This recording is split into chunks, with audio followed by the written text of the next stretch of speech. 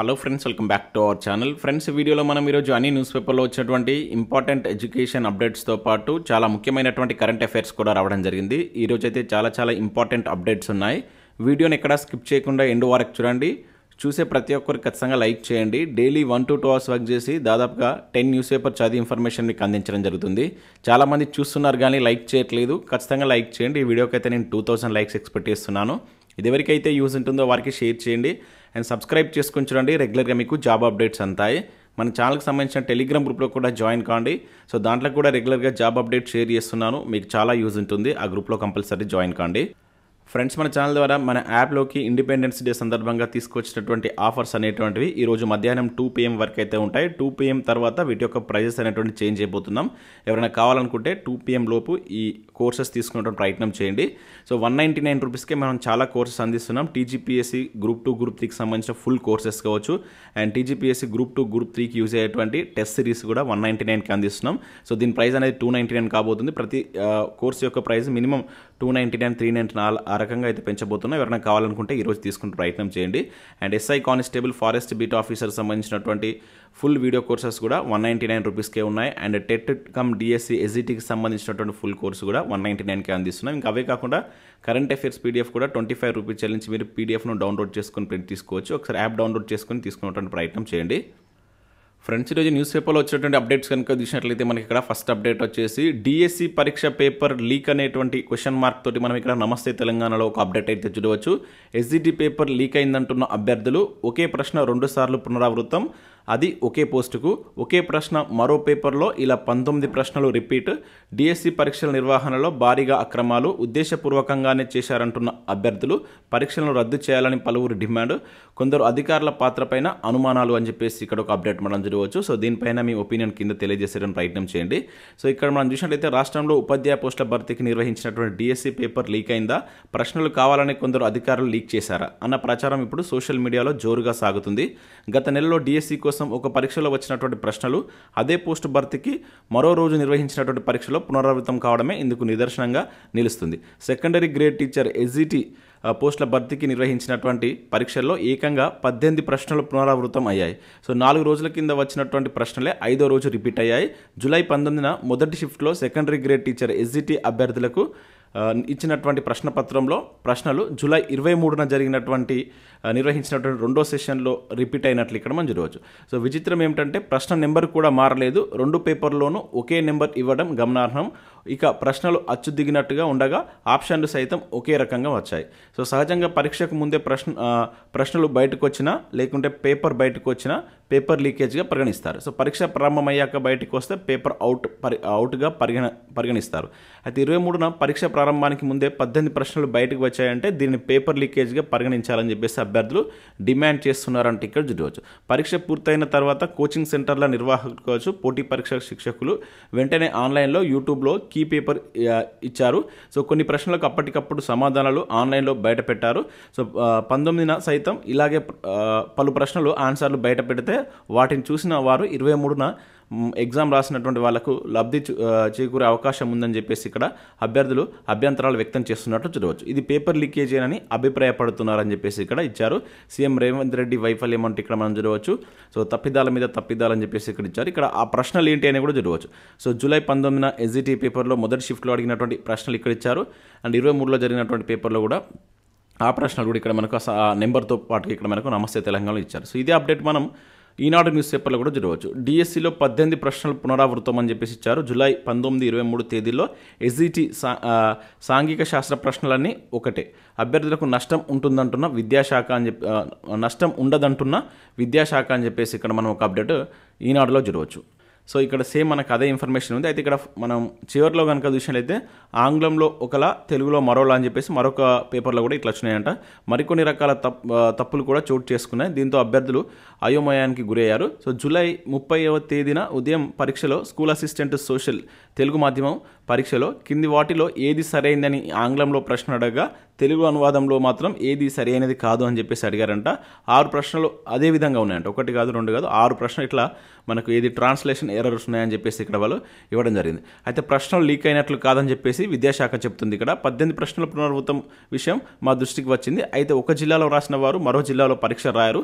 దానికి తోడు ఆన్లైన్లో పరీక్షలు అయినందున ప్రశ్నపత్రంలో ఏ ప్రశ్నలు వచ్చాయో ఇతరులకు తెలిసేటువంటి అవకాశం లేనందున లీకేజ్ అయినట్లు కాదు అని చెప్పేసి ఇక్కడ విద్యాశాఖ చెప్తున్నారు జరుగుతుంది. అందువల్ల అభ్యర్థులకు ఎటువంటి నష్టం ఉండదు, ఎవరు ఆందోళన చెందవలసినట్టు అవసరం లేదు. అయితే ప్రశ్నలు పునరావృతం ఎలా జరిగిందో విచారణ జరుపుతామని చెప్పేసి ఇక్కడ పాఠశాల విద్యాశాఖ చెప్తున్నట్లుగా మనం దీనికి సంబంధించిన అప్డేట్ అయితే చూడవచ్చు. ఇక నెక్స్ట్ త్వరలో గురుకుల పీఈటీ ఫలితాలు అని చెప్పేసి ఇక్కడ మనం చూడవచ్చు. So Telangana public service commission TGPSC పరిధిలోని కొన్ని ఉద్యోగ నోటిఫికేషన్లకు సంబంధించినటువంటి నియామక ప్రక్రియ తుది దశకు చేరుకుంది. దీర్ఘకాలంగా న్యాయ వివాదాలతో పెండింగ్లో ఉన్నటువంటి నోటిఫికేషన్ల ఫలితాలు త్వరలో వెల్లడి కానున్నాయి. ముఖ్యంగా సంక్షేమ గురుకులలో 616 పీఈటీ పోస్టుల ఫలితాలు కమిషన్ ప్రకటించనుంది. 2017లో వెల్లడైనటువంటి ఈ నోటిఫికేషన్కు రాత పరీక్షలు పూర్తయిన విద్యార్థులు వివిధ సాంకేతిక కారణాలతో న్యాయ వివాదాలు తలెత్తాయి. సో వాటన్నిటిని పరిష్కరించి 1:2 నిష్పత్తి మెరిట్ జాబితాను వెలువరించింది. ధృవీకరణ పత్రాల పరిశీలనలకు ముందు అభ్యర్థుల నుంచి సొసైటీల వారీగా ప్రాధాన్యత క్రమంలో ఆప్షన్లు తీసుకుంది. సో వాటి ప్రకారం తుది నియామకాలు చేయనున్నట్లు ఇక్కడ చూడవచ్చు. సో వాటికి సంబంధించి ఎక్కడెక్కడ వేకెన్సీస్ ఉన్నాయని ఇచ్చారు. ఇంకా అవే కాకుండా రీసెంట్గా 1540 ఏడబ్ల్యూ పోస్టుల నియామకం పూర్తి చేసింది. తర్వాత 247 పాలిటెక్నిక్ లెక్చరర్స్ జనరల్ ర్యాంక్ జాబితాను కూడా ఇక్కడ టీజీపీఎస్సీ రిలీజ్ చేసిందని చెప్పేసి మనకు త్వరలో రిలీజ్ అయ్యేటువంటి ఫలితాలకు సంబంధించిన అప్డేట్ ఇక్కడ ఒకటి ఇచ్చారు. ఇక్కడ నెక్స్ట్ GO 29 రద్దు చేయాలంటే ఒక అప్డేట్ జరగవచ్చు. బీఆర్ఎస్ నేత ఆర్ఎస్ ప్రవీణ్ కుమార్ అంటూ జరగవచ్చు. సో గ్రూప్ 1 మెయిన్స్ అభ్యర్థులకు తీరని అన్యాయం చేసి GO నెంబర్ 29 తక్షణమే ఇక్కడ గ్రూప్ 1 మెయిన్స్ అభ్యర్థులకు తీరని అన్యాయం చేసినటువంటి GO నెంబర్ 29ని తక్షణమే రద్దు చేసి నిరుద్యోగులకు న్యాయం చేయాలని చెప్పేసి ఇక్కడ మనకు బీఆర్ఎస్ రాష్ట్ర అధ్యక్షుడు doctor RS Praveen Kumar demand చేసినట్టు ఇక్కడ జరగవచ్చు. సోమవారం ములుగు జిల్లాలో జరిగినటువంటి ఒక కార్యక్రమంలో సో ఈ GO 29 రద్దు చేయాలని చెప్పేసి ప్రకటించినట్లుగా ఒక అప్డేట్ జరగవచ్చు. నెక్స్ట్ అప్డేట్ ఇక్కడ మనం చూసినట్లయితే టీచర్ల నియామకాల్లో వర్గీకరణ లేనట్టే అంటే ఇక్కడ చూడవచ్చు. న్యాయ సాంకేతిక సమస్యలు తప్పవు, నియామక ప్రక్రియ జాప్యమయ్యేటువంటి ముప్పు, ప్రస్తుతానికి ఎస్సీ వర్గీకరణ లేకుండానే భర్తీ అంటే ఇక్కడ చూడవచ్చు. డిఎస్సి ఫలితాల వెల్లడికి అధికారుల కసరత్తు అని చెప్పేసి ఆంధ్రజ్యోతిలో ఒక అప్డేట్ అయితే ఇచ్చారు. ఇక్కడ మనం చూసినట్లయితే రాష్ట్రంలో త్వరలో చేపట్టనున్న ఉపాధ్యాయ పోస్టుల భర్తీలో ఎస్సీ వర్గీకరణ అమలు చేసే అవకాశం కనిపించడం లేదు. వర్గీకరణ అంశాన్ని పరిగణలోకి తీసుకుంటే న్యాయపరమైనటువంటి ఇబ్బందులు గాక ఇంకా సాంకేతిక సమస్యలు కూడా ఉత్పన్నమయ్యే ఛాన్స్ ఉన్నట్లు ఇక్కడ ఇచ్చారు. దానివల్ల నియామక ప్రక్రియ నిలిచిపోయే ప్రమాదం ఉంటుందని అధికారులు అంచనా వేశారు. దీంతో ప్రస్తుతానికి వర్గీకరణ పక్కన పెట్టి నియామకాలు చేపట్టాలని భావిస్తున్నారు. సో మొత్తం 11,062 పోస్టులకు సంబంధించి మనకు ప్రక్రియ అయితే జరుగుతుంది. వర్గీకరణ లేకుండానే ఈసారి ప్రక్రియ జరగవచ్చు అని చెప్పేసి ఇక్కడ మనకు ఆంధ్రజ్యోతిలో ఒక అప్డేట్ అయితే ఇచ్చారు. మొత్తం ఇక్కడ పోస్టుల వివరాలకు సంబంధించి కూడా దీనికి సంబంధించి చూడవచ్చు. ఇక నెక్స్ట్ మనం ఈనాడు ప్రతిభకు సంబంధించి కనుక చూసినట్లయితే ఇక్కడ ఇండియన్ జియోగ్రఫీకి సంబంధించిన దానిపైన ఒక ఆర్టికల్ ఇచ్చారు అండ్ బయాలజీకి సంబంధించిన ప్రాక్టీస్ ప్రశ్నలు ఇచ్చారు. ఇంకా దాంతోపాటు ఇక్కడ మనకు కొన్ని టైగర్ ప్రాజెక్టులకు సంబంధించి ఏదైతే మనకు జాగ్రఫీ విభాగం నుంచి ఉన్నటువంటి దానిపైన ఒక ఆర్టికల్ అయితే చూడవచ్చు. అవే కాకుండా ఇక్కడ కొన్ని మనకు నోటిఫికేషన్లకు సంబంధించిన ఇన్ఫర్మేషన్ ఉంది. వీటిని ఒకసారి మీరు డౌన్లోడ్ చేసుకొని చూసేటువంటి ప్రయత్నం చేయండి. ఇవి మనకు వివిధ న్యూస్ పేపర్లో వచ్చినటువంటి education updates. Next current affair చూద్దాం. సో చాలా ఇంపార్టెంట్ కరెంట్ అఫైర్స్ ఉన్నాయి, స్కిప్ చేయకుండా చూడండి, ఖచ్చితంగా లైక్ చేయండి. ఒకటే వీడియోలో ప్రతిరోజు మీకు ఎడ్యుకేషన్ అప్డేట్స్ విధంగా కరెంట్ అఫైర్స్ కలిపి అయితే అందించడం జరుగుతుంది. సో నిన్నటి వీడియోలో ఉన్నటువంటి నిన్న మనం వీడియో చేయలే కనుక నిన్న వచ్చినటువంటి కరెంట్ అఫైర్స్ కూడా దీనిలో యాడ్ చేసేది చెప్తున్నాను. స్కిప్ చేయకుండా చూడండి, ఖచ్చితంగా లైక్ చేయండి. నేను చెప్తున్నా కూడా చాలా తక్కువ మంది వీడియోని అయితే లైక్ చేస్తున్నారు. సో దాదాపు ఒక 3 hours వర్క్ చేసి ఇన్ఫర్మేషన్ మేము ముందుకు తీసుకురావడం జరుగుతుంది కనుక మీరు ఇచ్చేటువంటి లైక్స్ ఒక టైప్ ఆఫ్ ఎంకరేజింగ్గా ఉంటాయి. ఖచ్చితంగా లైక్ చేసి మీ మిత్రులకు షేర్ చేయండి. సో ఇక్కడ మనం ఫస్ట్ కరెంట్ అఫైర్ కనుక చూసినట్లయితే అంతర్జాతీయ ప్రమాణాలతో క్రీడా వర్సిటీ అంటూ చూడవచ్చు. అన్ని క్రీడా విభాగాలు శిక్షణ సంస్థలు దాని పరిధిలోకే ఒలింపిక్స్లో పథకాలే లక్ష్యం, సమీక్షలో సీఎం రేవంత్ రెడ్డి అని చెప్పేసి ఇక్కడ మనం చూడవచ్చు. ఆల్రెడీ మనం 2 days బ్యాక్ దీనికి సంబంధించి చూసాం. సో రాష్ట్రంలో అంతర్జాతీయ ప్రమాణాలతో క్రీడా విశ్వవిద్యాలయాన్ని ఏర్పాటు చేయాలని చెప్పేసి దేశ క్రీడా రంగానికి కేంద్ర బిందువుగా తెలంగాణ ఉండాలని సీఎం రేవంత్ రెడ్డి ఆదేశించారు. దశాబ్ద క్రితమే ఆఫ్రో ఏషియన్ గేమ్స్కు ఆతిథ్యం ఇచ్చిన ఘనత హైదరాబాద్కు ఉందని, భవిష్యత్తులో ఒలింపిక్స్ కూడా వేదికగా మార్చాలని చెప్పేసి ఆకాంక్షించారు. ఒలింపిక్స్లోనే ప్రతి క్రీడాకారులు పథకాలు దక్కేలా తెలంగాణ క్రీడాకారులను తీర్చిదిద్దామని చెప్పేసి ఇక్కడ స్పష్టం చేసినట్లయితే చూడవచ్చు. దీనికి సంబంధించి మనం చూసాం. So young India sports varsity పేరుతోటి సో ఇది మనకు తెలంగాణలో తీసుకురాబోతున్నట్లయితే వీళ్ళు ప్రకటించారు. అది ఎక్కడ ఇంకా దానికి సంబంధించిన విధి విధానాలు అయితే మనకు బయటికి రాలేదు. గుర్తుంచుకోండి, వీటిపైన మనకు క్వశ్చన్లు కాదు. ఇంతకు ముందు కూడా మనకేంటి స్కిల్ వర్సిటీకి సంబంధించి చూసాం. సో నెక్స్ట్ ఇది మరొక వర్సిటీ. వీటన్నిటిని ఒక దగ్గర రాసుకొని చూసేటువంటి ప్రయత్నం చేయండి, బిట్ ఎక్స్పెక్ట్ చేయవచ్చు. ఇక నెక్స్ట్ చూసినట్లయితే ఇంటా బయట హింస అంటే ఇక్కడ మనం చూడవచ్చు. దేశంలో మహిళలు బాలికలపై పెరుగుతున్నటువంటి అఘాయిత్యాలు వెలుగు చూస్తున్నవి కొన్ని, బయటకు రానివి అత్యధికం. మహిళల సాధికారతకు తీవ్ర విఘాతం. 23 లక్షల కేసుల విచారణ అంటే ఇక్కడ చూడవచ్చు. శిక్ష పడిన వాళ్ళు 38,000 సో కేంద్ర గణాంకాలు కార్యక్రమాల అమలు మంత్రిత్వ శాఖ ఒక నివేదిక అయితే రిలీజ్ చేసింది. సో బాధితుల్లో అత్యధికంగా 18 నుంచి 30 ఏళ్ల వారే ఉన్నారంట. అండ్ 1.6% కేసుల్లోనే శిక్ష పడుతుంది. అంటే మనకు నమోదైనటువంటి ఆ శిక్షలకు సంబంధించి కేసులకు చూసినప్పుడు దానిలో 1.6% మాత్రమే శిక్షలు పడుతున్నట్లు ఇక్కడ ఇవ్వడం జరిగింది. మహిళలపై ప్రధాన నేరాల ఘటనలు ఏ విధంగా ఉన్నాయంటూ కూడా ఇక్కడ ఒక గ్రాఫ్ రూపంలో ఇచ్చారు. ఇక దీనికి సంబంధించి మనకు పెద్ద ఆర్టికల్ రూపంలో ఇచ్చారు.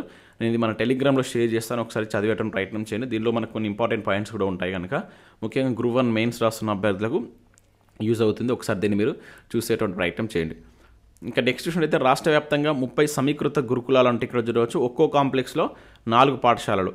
ఈ ఏడాది నుంచి 800 మంది బీసీ విద్యార్థులకు విదేశీ విద్య సమీక్ష సమావేశంలో బట్టి విక్రమార్క అంటూ చూడవచ్చు. మనం ప్రతిరోజు దీనికి సంబంధించి అయితే చూస్తున్నాం. ఈరోజు కూడా ఇక్కడ మనకు ఈనాడులో ఒక అప్డేట్ ఇచ్చారు. రాష్ట్రంలో 5,000 కోట్లతో 30 నియోజకవర్గాల్లో మనకి సమీకృత గురుకుల భవనాలు నిర్మిస్తామని చెప్పేసి డిప్యూటీ సీఎం బట్టి విక్రమార్క తెలిపినట్లు ఇక్కడ చూడవచ్చు. ఒక్కో కాంప్లెక్స్కు 4 చొప్పున 120 గురుకుల పాఠశాలలకు సొంత భవనాలు అందుబాటులోకి వస్తాయని వెల్లడించారు. సో ఇది మనం ఆల్రెడీ చూసాం. అయితే ఇది మనకు 5,000 కోట్లతో 30 నియోజకవర్గాలు, అంతకుముందు 20 అని చెప్పేసి ఇచ్చారు. ఇప్పుడు 30 నియోజకవర్గాల్లో వీటిని ఏర్పాటు చేయబోతున్నట్లుగా ఇక్కడ ఒక అప్డేట్ చూడవచ్చు. ఇంకా నెక్స్ట్ చూసినట్లయితే అస్కీ డైరెక్టర్ జనరల్గా డాక్టర్ నిమ్మగడ్డ రమేష్ కుమార్ బాధ్యతల స్వీకరణ అంటూ చూడవచ్చు. 2 days బ్యాక్ కూడా చూసాం, గుర్తుంచుకోండి. Administrative staff college of India, దీన్ని అస్కీ అని చెప్పేసి అంటారు. దానికి డైరెక్టర్ జనరల్గా మనకు ప్రశాంత్ ఐఏఎస్ అధికారి అయినటువంటి ఆంధ్రప్రదేశ్ రాష్ట్ర ఎన్నికల మాజీ కమిషనర్గా కూడా ఇతను వర్క్ చేసిన నిమ్మగడ్డ రమేష్ కుమార్ బాధ్యతలు స్వీకరించినట్లుగా గుర్తుంచుకోండి. ఇక నెక్స్ట్ అప్డేట్ ఇక్కడ చూసినట్లయితే ఆర్మీ మాజీ చీఫ్ పద్మనాభన్ కన్నుమూత అంటూ మరొక కరెంట్ అఫేర్ ఇక్కడ చూడవచ్చు. భారత సైన్య మాజీ చీఫ్ జనరల్గా పనిచేసినటువంటి మనకు సుందరరాజన్ పద్మనాభన్ అనేటువంటి వ్యక్తి చనిపోతూ మనకు వార్తల్లో నిలిచాడు కనుక పేరు గుర్తుంచుకొని దేనికి సంబంధించిన పర్సన్ అనేది కూడా ఇంపార్టెంట్. ఇక నెక్స్ట్ ప్రపంచ రెజ్లింగ్ ర్యాంకింగ్స్ అమన్ సెహ్రావత్కు నెంబర్ 2 ర్యాంక్ అయితే రావడం జరిగింది. సో ప్యారిస్ ఒలింపిక్స్లో పథకం సాధించినటువంటి రెజ్లర్ అమన్ సెహ్రావత్ రెజ్లింగ్లో మరో ఫీట్ సాధించినట్టు చూడవచ్చు. 57 కేజీల రెజ్లింగ్ కేటగిరీలో కుస్తీ చేసేటువంటి అమన్ యునైటెడ్ వరల్డ్ రెజ్లింగ్ ర్యాంకింగ్లో ప్రపంచ నెంబర్ 2 స్థానానికి ఎదిగినట్లు ఇక్కడ చూడవచ్చు. 21 ఏళ్ల అమన్ సెహ్రావత్ ప్యారిస్ ఒలింపిక్స్లో మనకు రీసెంట్గా పథకం కూడా సాధించడం జరిగింది. ఇది గుర్తుంచుకోండి. అంతకుముందు 6th ప్లేస్లో ఉండేనంట, ఇప్పుడు 2nd ప్లేస్కి వచ్చాడు. ఇక నెక్స్ట్ ఇక్కడ చూసినట్లయితే మాజీ ఎమ్మెల్సీ యాదవ్ రెడ్డికి ప్రపంచ శాంతి పురస్కారం అంటే ఇక్కడ ఒక అప్డేట్ మనం చూడవచ్చు. న్యూఢిల్లీ సుజిత్ భవన్లో ప్రపంచ శాంతి సంఘం 75వ వార్షికోత్సవాలు సోమవారం నిర్వహించారంట. సో అఖిల భారత శాంతి సంఘీభావ సంఘ అధ్యక్ష వర్గ సభ్యుడు సుధాకర్ అధ్యక్షతన నిర్వహించినటువంటి సమావేశంలో రమేష్ చంద్ర ప్రపంచ శాంతి పురస్కారం తెలంగాణ రాష్ట్రానికి చెందినటువంటి మాజీ ఎమ్మెల్సీ కె యాదవ్ రెడ్డితో పాటు సిపిఐ జాతీయ ప్రధాన కార్యదర్శి డి రాజా కావచ్చు, అదేవిధంగా జాతీయ ప్రధాన కార్యదర్శి సీతారాం యేచూరి, ప్రపంచ శాంతి సంఘ అధ్యక్షుడు పల్లబ్ సేన్ గుప్తా వీరికి అందించినట్లు ఇక్కడ మనం చూడవచ్చు. గుర్తుంచుకోవాల్సిన అంశం ఏంటంటే ఇది ఎవరికి వచ్చింది, మాజీ ఎమ్మెల్సీగా చేసినటువంటి యాదవ్ రెడ్డికి రావడం జరిగింది. 75వ మనకేంటి ప్రపంచ శాంతి సంఘం యొక్క వార్షికోత్సవాలు జరిగాయంట నిన్న ఢిల్లీలో. సో ఆ సందర్భంగా ఈ అవార్డు అయితే ఇచ్చారు. ఇది గుర్తుంచుకోండి. ఇక నెక్స్ట్ అండర్-19 ప్రపంచ కప్ షెడ్యూల్ అయితే రిలీజ్ అయింది. 2025 జనవరి 18 నుంచి ఇది ప్రారంభమవుతుంది. ఇక్కడ మనం గుర్తుంచుకోవాల్సింది ఏంటంటే ఇది ఎక్కడ జరగబోతుంది, దీనికి ఆతిథ్యం ఇచ్చేటువంటి దేశం ఏంటని చెప్పేసి మనకు అడగవచ్చు. మలేషియాలో ఇది జరగబోతుంది. ఇది ఒక్కటి దీనికి సంబంధించి మీరు గుర్తుంచుకోండి. అండర్-19 ప్రపంచ కప్ షెడ్యూల్ క్రికెట్కి సంబంధించినటువంటి టోర్నమెంట్ ఇది. సో నెక్స్ట్ 2025లో మనకు జనవరిలో ప్రారంభం కాబోతుంది. అది మలేషియా వేదికగా జరుగుతుంది. సో ఇవి మనకు వివిధ న్యూస్ పేపర్లో వచ్చినటువంటి ముఖ్యమైనటువంటి ఎడ్యుకేషన్ అప్డేట్స్, అదేవిధంగా కరెంట్ అఫైర్స్. వీడియో చూసిన ప్రతి ఒక్కరు కంపల్సరీ లైక్ చేయండి. మీకు యూస్ అయ్యే ప్రతి ఇన్ఫర్మేషన్ అందిస్తున్నాం. చాలామంది చూస్తున్నారు కానీ లైక్ చేయకుండా వెళ్తున్నారు. లైక్ చేసి మీ మిత్రులకు షేర్ చేయండి. మన యాప్ని డౌన్లోడ్ చేసుకోండి. ఆఫర్స్ అనేది 2 PM వరకు ఉంటాయి.